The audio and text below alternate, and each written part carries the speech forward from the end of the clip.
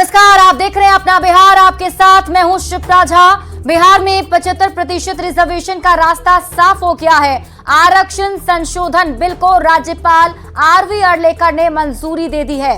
जातीय सर्वे की रिपोर्ट के बाद बिहार विधानमंडल में आरक्षण का दायरा बढ़ाने को लेकर बिल पारित हुआ था और अब नए आरक्षण बिल को राज्यपाल ने मंजूरी दे दी है। SC, ST, OBC, EBC के लिए आरक्षण का दायरा बढ़ाया गया है। बिहार विधानमंडल के दोनों सदनों बिहार विधानसभा और बिहार विधान परिषद से पारित आरक्षण बिल पर राज्यपाल राजेंद्र विश्वनाथ आर्लेकर ने हस्ताक्षर कर दिया है और अब यह विधेयक इसी मुख्य सचिवालय के सामान्य प्रशासन विभाग में पहुंच गया है। गजट में प्रकाशित होने के साथ ही जो आरक्षण नियम है बिहार में वह पूरी तरीके से प्रभावी हो जाएगा। नए प्रावधान के हिसाब से अनुसूचित जाति को अब बिहार में 20%, अनुसूचित जनजाति को 2%, अति पिछड़ा वर्ग को 25% और पिछड़ा वर्ग को 18% का आरक्षण मिल सकेगा। समान वर्ग के लोगों को और आर्थिक रूप से जो कमजोर वर्ग है उसको पहले की तरह 10% आरक्षण का लाभ मिलता रहेगा। बिहार विधानमंडल से 9 नवंबर को और बिहार विधान परिषद से 10 नवंबर को यह विधेयक पारित हुआ था। जो मुख्य विपक्षी दल है भाजपा, उसने भी इसमें अपनी सहमति जताई थी और पूरे समर्थन से यह विधानमंडल से पारित होने के बाद राज्यपाल के पास पहुंचा था और आखिरकार इस पर हस्ताक्षर हो गया है। गजट में प्रकाशित होने का इंतजार है और जैसे ही गजट में यह प्रकाशित हो जाएगा वैसे ही बिहार में आरक्षण का प्रावधान जो है वह पूरी तरीके से लागू हो जाएगा। यह नया आरक्षण बिल होगा बिहार का और निश्चित तौर पर बिहार पहला ऐसा राज्य है जिसने इस तरीके से आरक्षण का दायरा बढ़ाया है। कैमरा पर्सन अजय दुबे के साथ संजय कुमार, न्यूज 18 पटना। और इसी बीच रुक कर लेते हैं बड़ी खबर की। पूर्णिया से आपको इस वक्त की बड़ी खबर बता दें, पाट गोदाम में भीषण आग लग गई है। आग की वजहों का अभी तक खुलासा नहीं हो पाया है। लाखों का जूट जलकर खाक हो गया। सदर थाना के गुलाब बाग की घटना बताई जा रही है। फिलहाल मौके पर 3 दमकल की टीम मौजूद है और अब आग पर काबू पाने की कोशिश की जा रही है। वहां की तस्वीरें आपकी टीवी स्क्रीन पर आपको दिखा रहे हैं, जिसमें देखिए पाट गोदाम बताया जा रहा है जहां पर भीषण आग लग गई। हालांकि आग किस वजह से लगी है, कैसे लगी है, अभी तक इसका खुलासा नहीं हो सका है, लेकिन लाखों रुपए का जूट जलकर खाक हो गया है। सदर थाना के गुलाब बाग की घटना बताई जा रही है। साइड से धुआं निकलेगा। तो पूर्णिया से आपको इस वक्त की बड़ी खबर बता रहे हैं जहां पाट गोदाम में आग लग गई है। बताया जा रहा है कि पाट गोदाम में अचानक भीषण आग लग गई और तस्वीरों को देखकर आप अंदाजा लगा सकते हैं आग कितनी भीषण लगी है, क्योंकि आग की ऊंची ऊंची लपटें भी इसमें नजर आ रही हैं। लाखों का जूट जलकर खाक हो चुका है। 3 दमकल की गाड़ी मौके पर मौजूद है। आग पर काबू पाने की कोशिश की जा रही है। सदर थाना के गुलाब बाग की घटना बताई जा रही है जहां बताया जा रहा है कि लाखों रुपए का जूट जलकर खाक हो गया है। गेट खुलवा दीजिए गेट।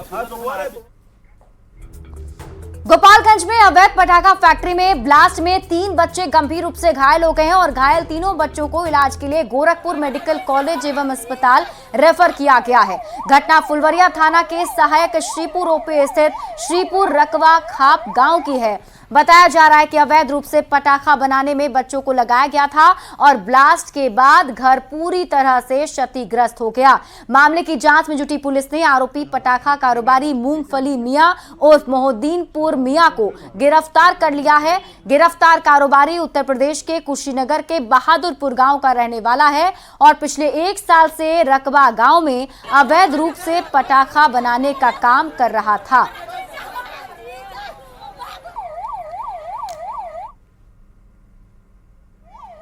ये हमारा ही ज़मीन है।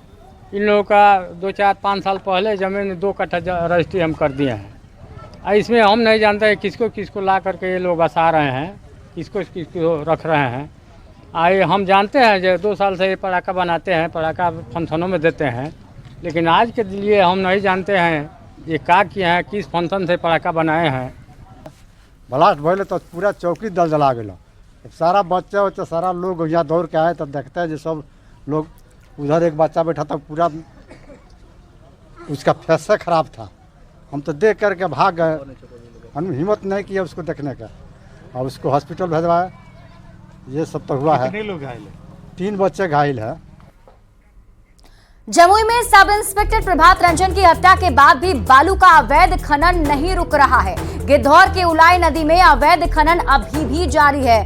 बालू माफिया दिन दहाड़े नदी से बालू की ढुलाई कर रहे हैं। ट्रैक्टर पर मिट्टी के नीचे बालू छिपाकर खनन किया जा रहा है और जब ट्रैक्टर ड्राइवर से इसके बारे में पूछताछ की जाती है तो वे बगले झांकते हुए फरार हो जाते हैं।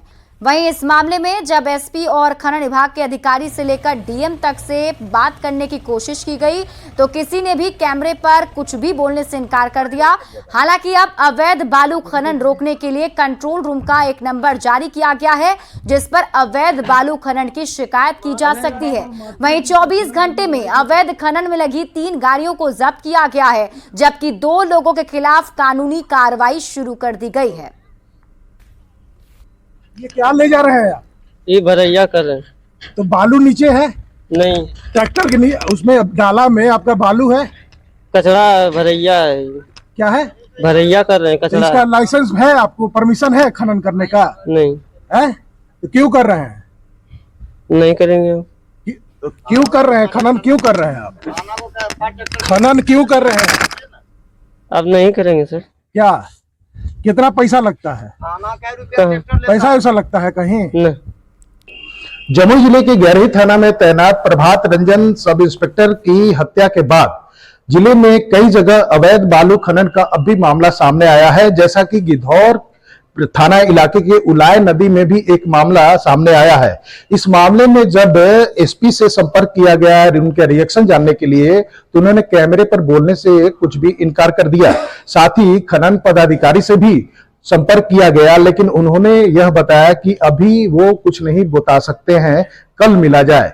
फिर अगर देखा जाए तो जिले के डीएम से भी संपर्क करने की कोशिश की गई लेकिन वो भी रुके नहीं और चलते बने और वो भी कुछ भी बोलने से बचते रहे। केसी कुंदन, न्यूज़ 18 जमुई। मुंगेर में एक व्यक्ति को अमानवीय तरीके से पिटाई मामले में एसपी ने आरोपी थाना प्रभारी को सस्पेंड कर दिया है और आगे की कार्रवाई के लिए डीआईजी से अनुशंसा की गई है। मामला धरहरा थाना क्षेत्र का है।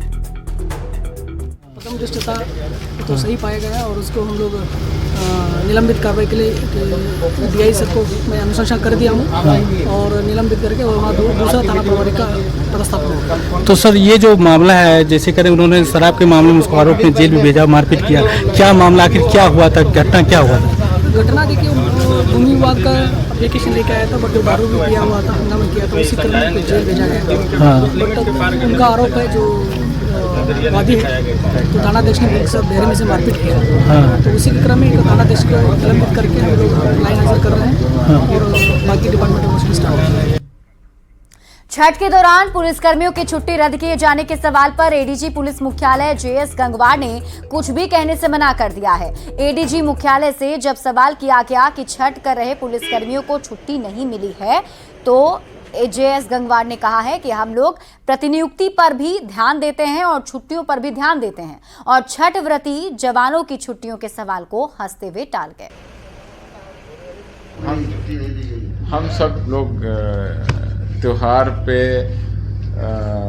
बल प्रतिनियुक्ति करते हैं और लोगों की सहूलियत दोनों का ध्यान रखते हैं। तो प्रतिनियुक्ति का भी ध्यान रखा जाता है और लोगों की सहूलियत का भी ध्यान रखा जाता है। जो व्रती है वो इंडिपेंडेंट हम अलग से हम उसके बारे में कुछ नहीं कह सकते।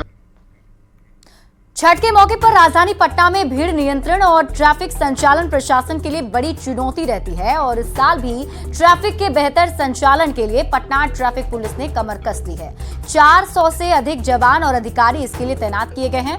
कई जगहों पर पार्किंग की व्यवस्था की गई है और इसके साथ ही कई रास्तों को वन वे किया गया है। पहले अर्घ के दिन ट्रैफिक संचालन में कोई परेशानी नहीं होगी। सभी जो पार्किंग है वो हम लोगों ने छठ घाट के बिल्कुल नजदीक बनाई है।